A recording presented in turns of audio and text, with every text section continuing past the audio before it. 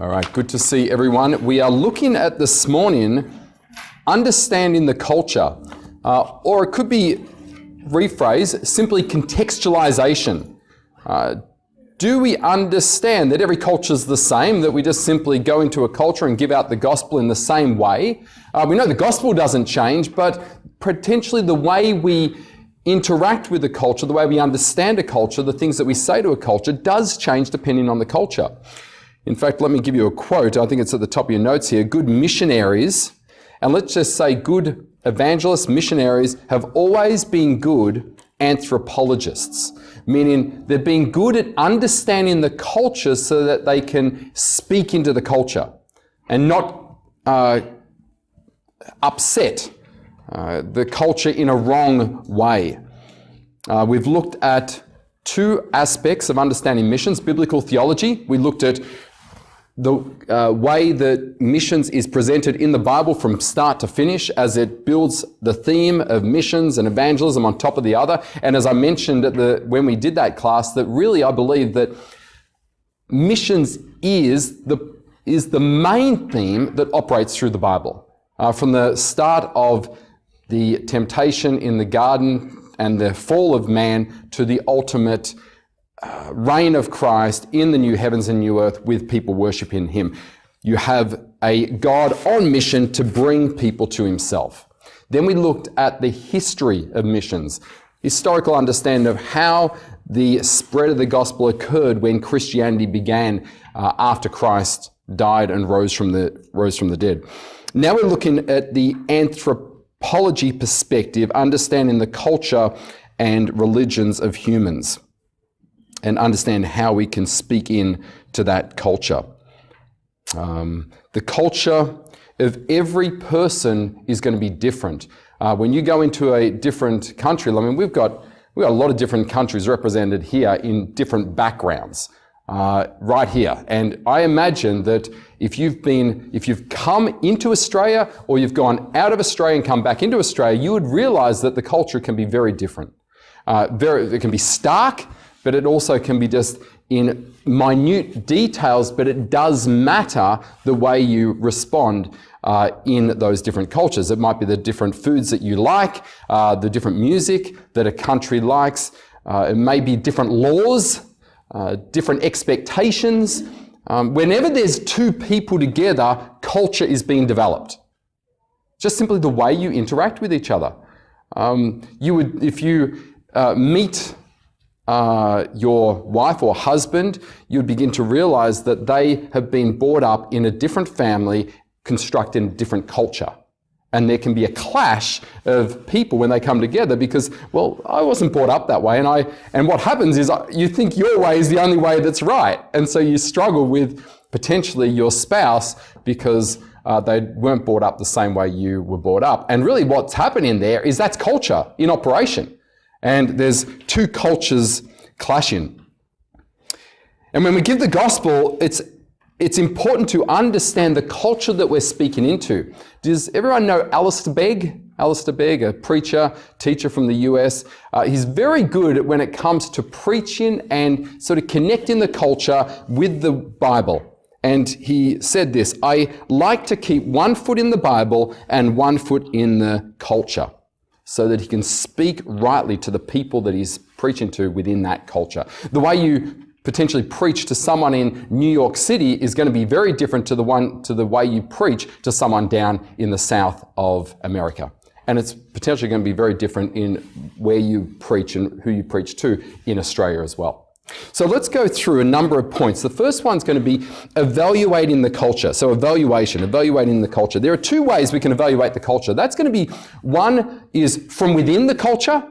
So if we are in Australia, we're trying to evaluate the culture from an Australian perspective while we're in the culture. Now that can be very difficult because when you're immersed in a culture, you don't actually realize that there's cultural aspects operating around you. It's like telling a fish they're in water. They don't understand they're in water because they don't understand what it means to not be in water. Or you can evaluate the culture from outside the culture. But then when you do that as well, you're bringing your own presuppositions to the culture as well. And it's hard to really rightly assess that culture because you're assessing it in line with your culture. And naturally what's going to happen is you're going to think your culture is right. It's called ethnocentrism. So it's like, here's me in the middle of all the cultures, and I'm right, and I'm viewing all these cultures from my perspective, and they're just not right. It's like, the left and the right. Well, I'm just right in the middle here. I've just got everything balanced when it comes to, say, politics, the left and the right, and I'm just perfectly balanced, or whatever it might be. And so we have that challenge when we try and understand cultures. We're understanding it quite often from an ethnocentric perspective, and it's hard to evaluate it rightly.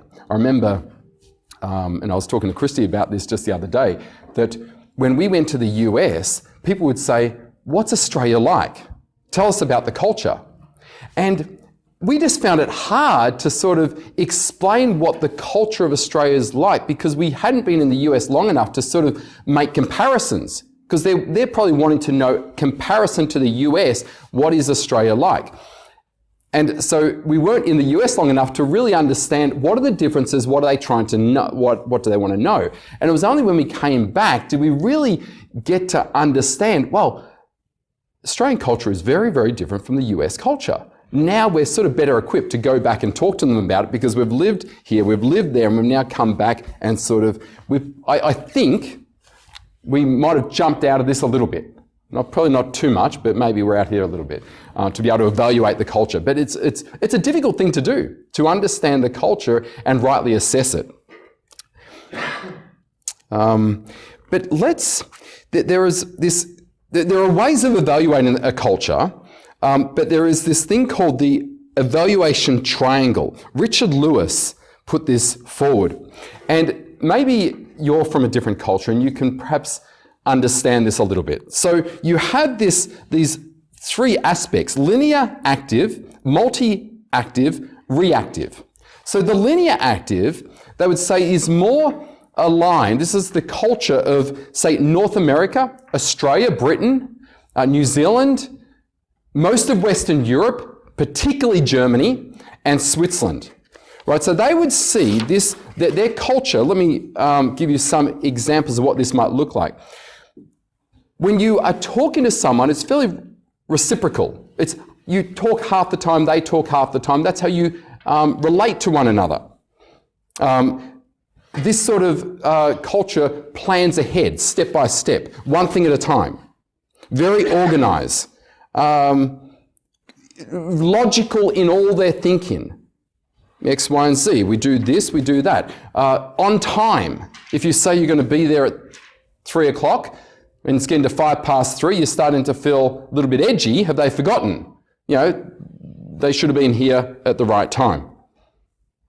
Rarely interrupts if there's a conversation. Maybe you can, if you've come out of the culture and now into the Australian culture, this is sort of a little bit like what we are. They separate social and professional areas of life. Right, so that would be sort of our culture. Let's go to then the multi-active culture, and that's going to be Latin America, much of Africa, Middle East, India, Slavic countries. They would prefer to talk most of the time. So if you're having a conversation, they like to talk. So if you're in a family and you go into a family, it's constant talking. They just simply talk over each other. It's no problems. That's actually how the culture works. Very emotional. You think there's some problem between them. I remember going into Armenia and we're playing volleyball and these guys are just yelling at each other, and I'm thinking, is something wrong here? They're in their own language. I said to someone, is everything okay? He said, no, it's fine. They're just really hearty about it. They're really embracing it. And so for us, it's like, we would just be very passive. And if we started to get really aggressive in that, would be like, whoa, hey, slow down, man. Just cool it. They're just, loving it. Very people orientated. Feelings before facts. What do you feel about this? Like, that's most important, not so much facts, can be impatient, unlimited in their body language, whereas a linear active person is very reserved in their body language. This sort of person, an Hispanic, they're just right out there, loud. And if you go out to coffee with someone, as Chrissy did during the week with a Hispanic, she said, boy, it was very loud, like the whole coffee shop could hear what we were saying. Sorry, sweets, but and then, so you understand now, if you're going into that culture, you've got to realize that's what it's like. And the beauty is when we're here in Australia, it's a really melting pot of cultures going on. So you don't have to travel too far to experience these. I think in our own church, you can experience them. What about reactive? Now, the Asian people here, this might resonate with you, because they would say this more in Asian cultures. Listens most of the time. Great listeners. They're polite, indirect. They don't want to go directly into something. Conceals feelings. Very people-orientated. Relationships are very important. Diplomacy over truth. Patient. Connects the social and professional life. I remember when I was in business and I went to Hong Kong and was doing some business there, I started to realize that actually it's not just about business we're doing here, it's about relationship. And if you can get on board relationally with someone, then that's going to help. Obviously, that's going to be the main thing in terms of connecting with business. They've got to trust you before they buy your product. And in fact, my father, who was in business many years ago, fell foul of this because he didn't realize that sort of cultural aspect. And so he went to Singapore on a business trip, went there, and my dad is very, very linear. He's right on that point. Like, this is how we do it, get the job done, let's move out. So he tried to use that in the Asian culture, and he started to try and do the deal, and they basically said, look, thank you very much, appreciate that, and we'll see you later. Because he was trying to go through and do the deal very quickly and not actually relationally getting involved with them. And so he then went back on the plane, and that was end of his exploits into Asia with regards to business. And so just another one as an example, and it was when I was at college, one of the lecturers, an Asian lecturer from Hong Kong, said that we were all sitting around in for afternoon tea, and there was one biscuit left. And he said, would anyone like that? And I said, yeah, thank you. And he said, oh, no, I wanted it and I was just being polite. I said, oh, sorry. So any comments to that, or am I being too hard on different cultures? Is that fair enough? Sam, am I right on that, buddy, or different? Yeah. Any thoughts? Have you come up against or struggled with that sort of cultural differences as you've connected with people? Found, Craig, in church life, dealing with a lot of Asian folk, that they have a fairly big aversion to conflict and to just situations where they don't really speak their mind. They'd rather just completely back away. Right. And not say anything. Yes. That they think it, and they might talk among themselves, but they won't confront. It's hard to break that down. Hard to confront an issue. Firm and tell you how it is. They just tend to hedge around. And right. Just that's what I found with a lot of the Asian. Okay. Cultures, yeah. Interesting. Would any of you say that's right? Like, is that reserved or with that? Yeah. I don't know. Yeah. Interesting. Yeah. But when you're doing sort of missions or just simply evangelism, or I think seeking to love your neighbour as yourself, you've got to culturally understand them to be able to connect with them. And that's, I think, what missions is all about. Missions will not be successful. Evangelism will not be successful if you're not loving your neighbour on the place that they're at. I think that's one of the main important aspects of this. So firstly is the important thing, evaluating culture. We need to do that well. We don't want to cause an offence. We don't want to cause misunderstanding. But then there's the aspect of communication. it requires obviously communication, both in what you say when you bring the gospel to someone from a different nationality, different culture, but it's also how you say it. Because in a sense, we're always communicating. Even our silence is communication. Our silence could be taken as an offence in a particular culture. And even with our body language, we're always communicating. So got to realise that there is two areas of communication: verbal communication, but also that external, non-verbal communication. But I think we all know that verbal communication is important, but let's make sure that we do understand that. And we have the verse here. We've got that written down. Romans 10, 14 to 15. Would anyone like to read that there? Ian, could you please read that, please, just on the notes there? From Romans 10, verse 14 to 15. How then will they call on him in whom they have not believed? And how are they to believe in him of whom they have never heard? And how are they to hear without someone teaching? And how are they to preach unless they are sent? As it is written, how beautiful are the feet of those who preach the good news. Good, thank you. Now, I've put down 6 steps in the process, of evangelizing the lost. What would be the first step here? First step so when you got someone in a totally different culture, lost, what is the first step to get to them, do you think?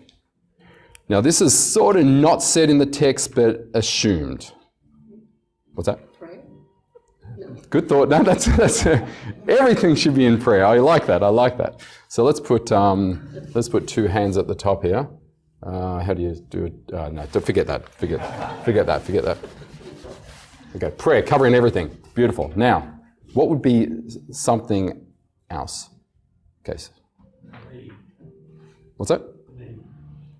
Need. Oh, good. Yeah. Need has to be there. Yes, that's a good thought. No, they're not going to, because they're not going to go. Oh, you're talking about the ones to go. That's where I'm starting. Yes, I'm starting in order to get there. Yes, John. So you first have to know the knowledge. Right. You have to know yourself before you can go and share the knowledge. And then someone has to go. Excellent. So beautiful. So let's start with someone has to say no. Let's say let's do a light bulb. Know the good news. Right? They've got to know, don't they? And I'm pretty happy about that. So they've got to know the good news. So someone has to know, right? So I'm trusting that's all us. Know the good news. Then what's now look in the text. What's the second point? Someone has to know. Look at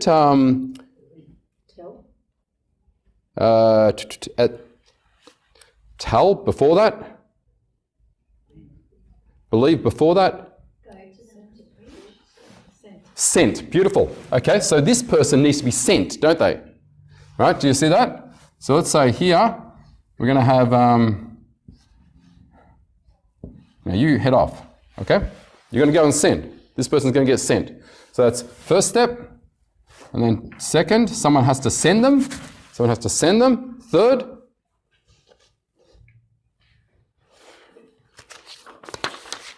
that person's going to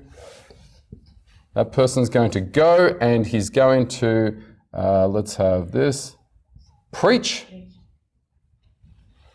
Terrible drawings. I'm trying to use more than verbal communication, right? Because you're going to remember this rather than. Okay, 3. Someone has to preach. Next, someone has to hear, don't they? So we've got this person. Draw a couple of ears out the side. Yeah, I was going to. Okay, got it. All right, so this person's going to hear. Next step. 4. They're going to, what have we got here? What's that? Yeah, believe is there, isn't it? Right, so they're going to also, I think, would you, this could be combined, right? So the light bulb goes on, and then what happens is they call upon the Lord to be saved. So 5, 6, right? So in terms of getting there, converting the lost, obviously there's a lot that goes into it, but in terms of communication, this person actually has to speak words. And what he's speaking is the gospel, he or she. What they believe in is the gospel, and what they're calling out for is salvation, aren't they? They're believing by faith, and they're repenting and trusting and, I guess, turning. Right? So what we have there is verbal communication. No one gets saved without this. So let's just make that very clear. You can't be saved without any verbal communication going on. Just doesn't work. You've got to know the gospel, and that's how God has endowed us with language and communication to be able to communicate. And when I say words, obviously that can come through Braille, it can come through any means, but it's communication. Okay? And the process, though, needs to happen from here to here. What does this person need to learn? The language. So there's 2 to 3 years, 2 to 3 years to learn the language adequately before they can actually even, preach the word. So it's a fair bit of work. And there's ways that we can either learn the language because we've got to learn the language just to be able to preach, or we can learn the language because we love the people, love the language, and know that this is the means to them. I guess there's a motivation of, you think, well, 2 years is going to kill me to learn the language. Well, what a beautiful thing to learn the language of the people you're going to reach, and to put that much effort into connecting with those people. Missionaries who are just simply there for the job of it versus those who are there for the love of it. The second will be sustained. So this is verbal communication, but there is a thing called non-verbal communication. And I've got two approaches to speak in the language. One would be to learn it, learn the language. The other is love the language. So obviously, second is learn as well, but love. The importance of non-verbal communication. So the majority of meaning, which is interesting, is actually communicated through facial and vocal expressions, not just words. And here's a few statistics. Facial expressions could mean a lot. The way you say something, or even the way you don't say anything. Like someone could come in and you could say, "You don't look too good. Are you okay?" They've been just sharing something about them even without you hearing anything that they have said. So that's 55% of the information we gain as we're connecting with people is through visual expressions, which is quite remarkable. Then there is this thing called paralanguage. It's the way you say something. It's the intonation in your voice. How are you? Fine. Am I? How are you? Fine. No? But I've just told you I'm fine. Right? But you would say, that's why when I say something to Christy, she's more looking at me. I say, I'm serious. I've just said, that's what... It's all right. They understand. So she's trying to pick up non-verbal communication because it speaks loudly, right? Or how are you? Fine. Or fine, really fine, thanks. The way you speak is crucial to the way things are picked up. And even if you are in another culture and you're not able to speak, you are speaking through the way you just even sit there, you remain silent, you smile. You're continually communicating all the time. And then verbal is 7%. Who would have thought? Now, these are statistics. 7% of the communication is actually through words that we pick up. Quite revealing. And just noting gestures in different cultures. So if I went up to you and saw you, now forgive me, and I used the middle finger to greet you, would you be appalled? Yeah, I say, hey! And then, so whoa, where did that come from? Right? You'd be appalled. That's totally cultural. You've been appalled by something that I've culturally done, and rightly so. Now, just noting different things that might be culturally inappropriate. So if I went up to you from India and I went to shake your hand or to touch you with my left hand, that would be absolutely appalling because the left hand's used for hygiene. And it would just make no difference. Like, if I'm in Thailand and I touch a child, as I understand, on their head, that would be appalling because to touch a child on the head is a place of sacred. It's sacred. But we don't pick these things up. We don't know. Now, how's that going to go when you're trying to communicate the gospel? They might think that, oh, look, he's a Westerner or she's a Westerner, and they don't really understand. But you've got to have to quickly learn these things. I imagine, Ian, when you're in Cambodia, there's different things that you need to be aware of. Absolutely, Yeah. The way you communicate, the way you respond to them, gestures. Yeah, it's very, very important. And like even the way we connect with our eyes. Like in some cultures, if I was talking to you directly in your eyes, it could be very confrontational. Is this person wanting to fight? It could be sort of, is this person hitting on me? So it's understanding these ways that are appropriate for the culture. I heard one funny thing. You know Tim Keller? Tim Keller from Redeemer Church in New York City. And he's quite a dry character when he's preaching. And the Hispanic man told him that the Hispanic man brought along a number of friends to hear him preach. And the Hispanic man said to his friends, look, it's okay, you'll hear him preach, and he really believes what he's saying. Right? Because he doesn't show it. He's just sort of there quite dry. And Tim Keller was laughing because we don't necessarily need him to be so exuberant to believe. He knows what he's talking about and he believes it. Whereas for a Hispanic, just to sit there and he's talking without going, hey, all this, he doesn't really believe what he's saying. And so the Hispanic friend had to say, no, he really does. He really does.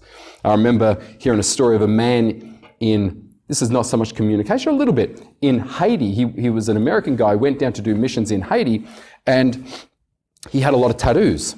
And now to have tattoos in Haiti is really against the culture. And so he's there preaching the gospel with his tattoos showing, saying, it doesn't matter, freeing Christ. Well, the problem is that people are not going to hear the gospel when they are affronted by his tattoos. So it's just being culturally sensitive to the things that we do with regards to the spread of the gospel, and even just with loving, I think, our neighbour. There's also the aspect of orality and literacy, understanding that most cultures are oral cultures rather than literate cultures. In the West, we quite often read and are and apply information in very abstract ways. Or literate people,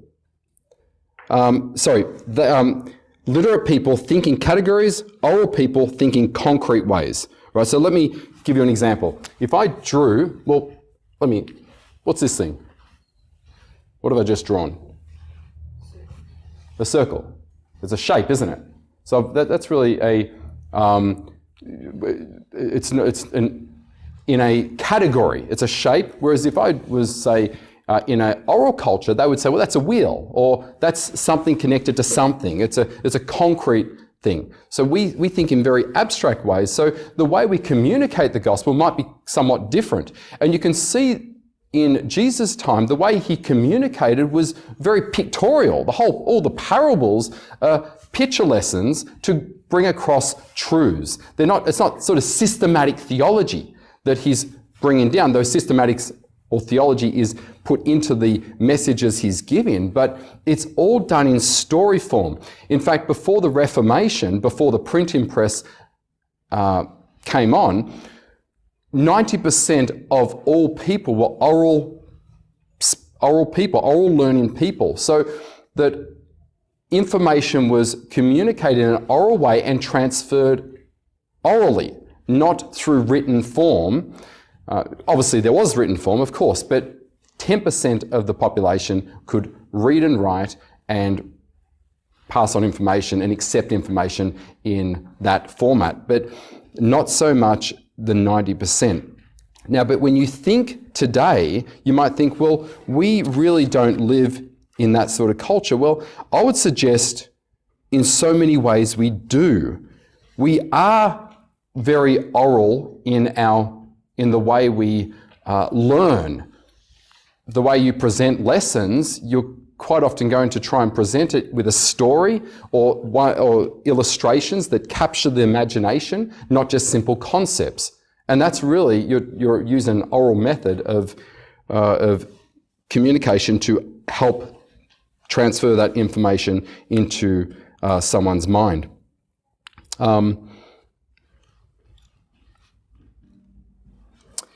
So let me just...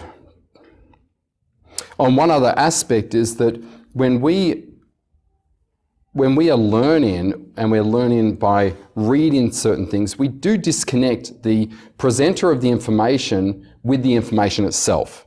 We believe the information is not so much contingent on what that person's like. But say in an oral culture, what's important is the person who is telling the information, are they reputable and can I trust them, and therefore I can trust the information. Whereas we are not so much worried about that. We just read information and does that conceptually work? If not, well, we leave it. So that's just another thought there.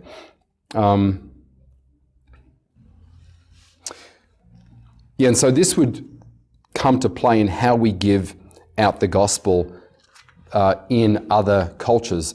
They might not operate on a 3-point sermon outline like we do. You know, I think I've got 3 points to my sermon soon. It's a 3-point outline. You understand that. That's how information comes into your mind. But remember how Jesus did it to bring across his truth. I think in, where was it, Luke? I've got it written here, Luke something. Luke 15, when the Pharisees were standing on the outskirts of a meal that Jesus was having with the poor and outcast, the Pharisees were all standing on the outskirts saying, how dare he mix with these outcasts? What does he do? Does he teach them theological truths with regards to the acceptance of the poor, the acceptance of the outcast? He actually gives them not a 3-point sermon, he gives them 3 parables to bring home his message. The parable of the lost coin, the parable of the lost sheep, and the parable of the lost son. And the parable of the lost son really nails it. So one after the other, and they're listening to that to really bring to their ears the truth that he's saying. Now, what's easier to pass on? 3 parables or a 3-point sermon? I'm not down in 3-point sermon because I'll be doing one, and that's how we communicate. But quite often, it's going to be potentially 3 stories. Any thought on that? Any discussion?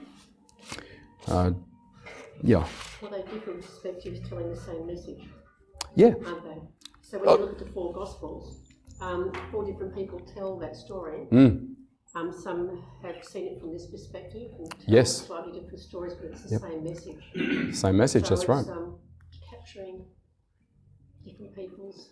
The imagination, different aspects of it. And I think that's what Jesus does in Luke 15, where he does line up 3 parables directly one after the other, giving different nuances, but the same truth coming through. Reinforces it, absolutely. Yeah. Back in South Africa, there was a missionary in an African area where he started off a theological school. And there he had a problem with time. You know, what they say back there is, they haven't got watches, but they've got time. Yes. In the West, we've got watches, but we haven't got time. Oh, right. I like that.